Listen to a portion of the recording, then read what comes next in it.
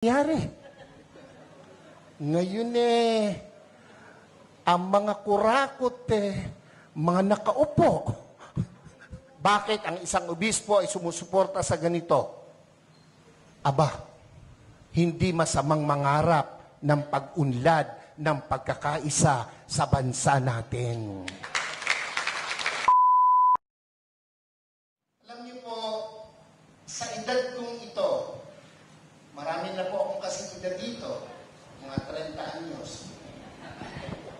Huwag kayong magpapakilata. Sa paglalakbay ko po, Hong Kong lang. Ang mga Pilipino, pag nasa Hong Kong, kang babae.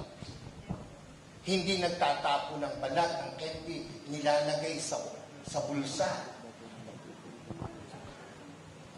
Pag naka-red, tigil. Kahit walang lumalakad na sasakyan, walang tumatawid.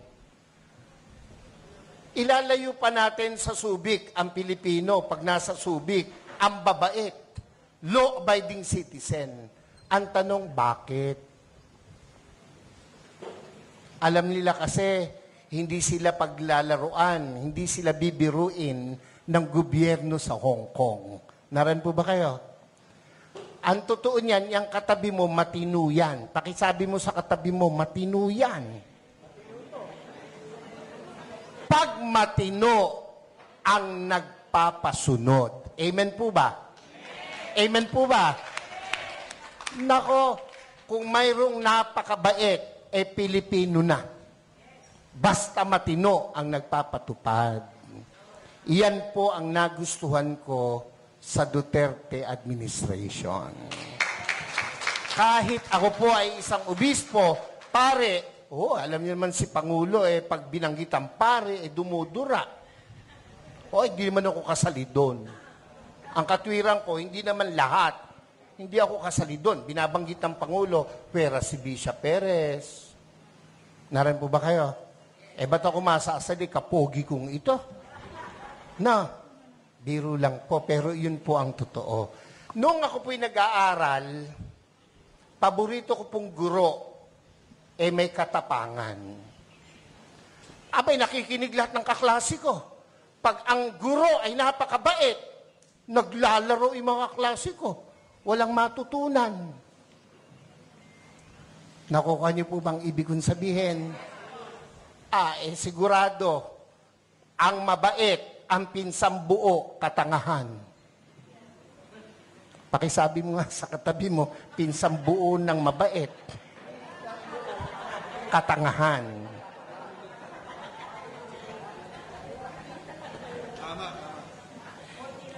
Ako po ay isang professor din by profession.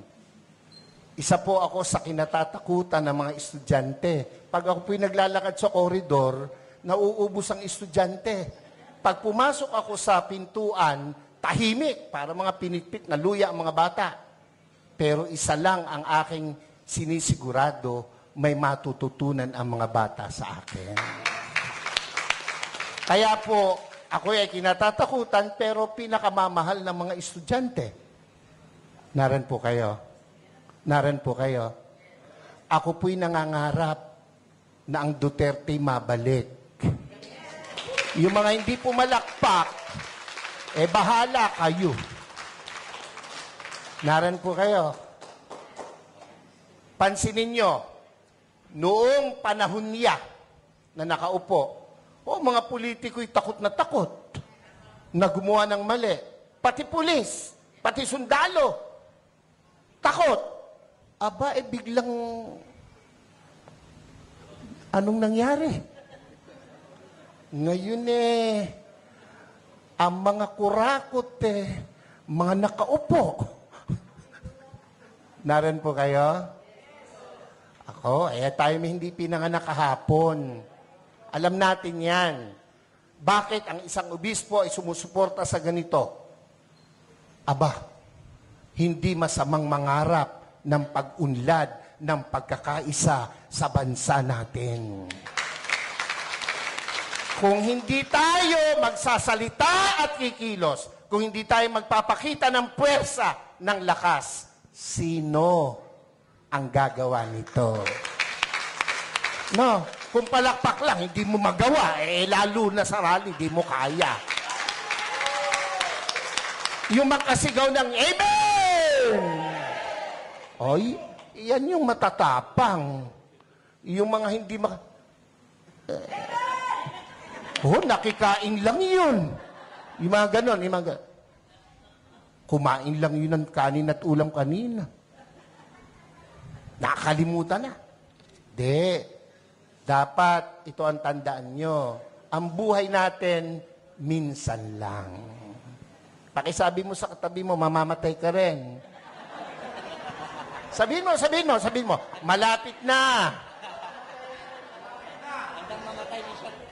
Pero, bago mamatay, napakagandang nagparinig ka, nagparamdam ka para sa bayan. Yun ang pinakamahalaga sa lahat. Amen po? Ako po hindi takot makulong, mabugbog, basta't iparamdam mo yung gusto mong iparamdam. Babae, gusto mo, maganda, mayaman, sexy, gustong-gusto mo. Sa tuwing nakikita mo, nagpupunta ka ng kubeta. Hanggang kubeta ka na lang. Hindi ka magtatapat, hindi ka magpaparamdam. Pag dumaan na ganon, simulan mo sa kindat. Simulan mo sa dila. Hanggang sabihin mo, crush kita. Hindi ka man tanggapin, at least nagparamdam ka. Mga Bulakenyos, mga kasama kong taga-Caloocan, Zambales, Pampanga, hindi masama na suportahan natin itong rallying to. Yung iba na pe-pressure ng kung sino. Natural lang yon. Ang nami-pressure sa kanila, siguro nasa taas. Dahil kung nasa baba, hindi nila papansinin. Pero, tayong malaya, huwag tayong pa-pressure kahit kanino. Minsan lang ang buhay natin. Sabi mo sa katabi, mamamatay ka rin. Sabi mo, mamaya lang. Wag.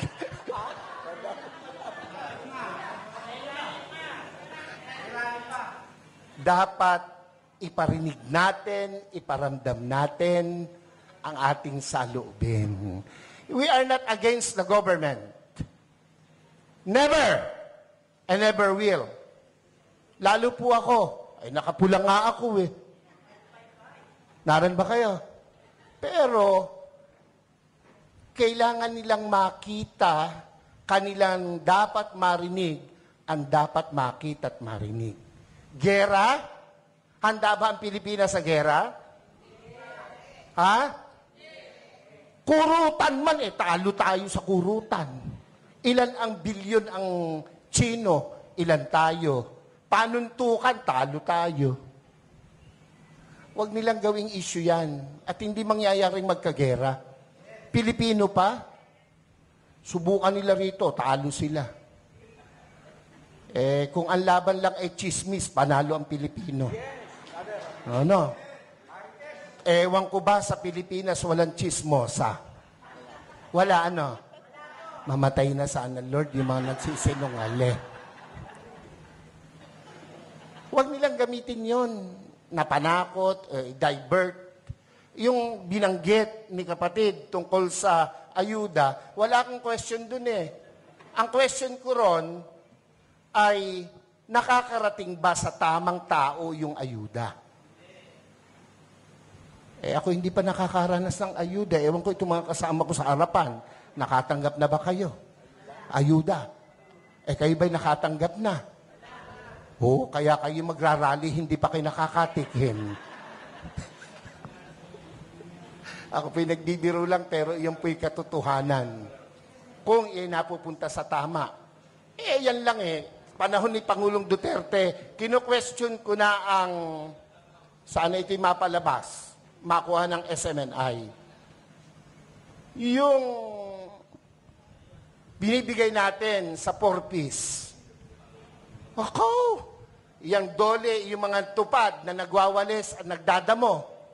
1 oras lang ang naipapile, 8 hours. So walang problema ang gobyerno, yung nagpapatupad. Naran po kayo. Yung 4-piece, hanapin mo mga nanay, isinasanla yung card. Nangagsusugal. Eh kung ang binibigyan ba niya ay matitinong kagaya ng nasa harapan ko ngayon, yung mga hindi nag-yes, bahala kayo.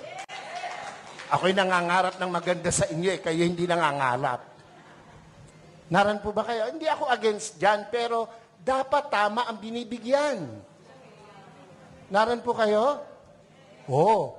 Pag dumaan sa politiko, dole. Ang magwawalis, mayayaman pa sa amin. Pero naka-uniform, nasa lilim, nagkikwentuhan. Ang pinagkikwentuhan, ganito lagi. Alam mo ba? Yun mga introduction ng mga chismoso. Alam mo ba? Alam niyo ba? O tango naman. Hindi tayo papayag na hindi natin iparinig, iparamdam, ipakita ang dapat nating ipakita sa bayang Pilipinas na ating minamahal. Ako po, kung matetreten sila sa pagtakbo ng mga Duterte, matreten sila. Bakit? Matitino yung Duterte. Ako po, kahit obispo, nung panahong iyan ay lumalaban, ako po'y kasama. Ako po'y nangitim. Ako'y inalukan na maupo sa kabinet. Hindi ko tinanggap. Ang gusto ko'y makita siyang namamahala. Kung anong ginawa niya sa Davao, gawin niya sa Pilipinas. At ginawa niya sa Pilipinas. Mabalik yon, ako po ay matutuwa.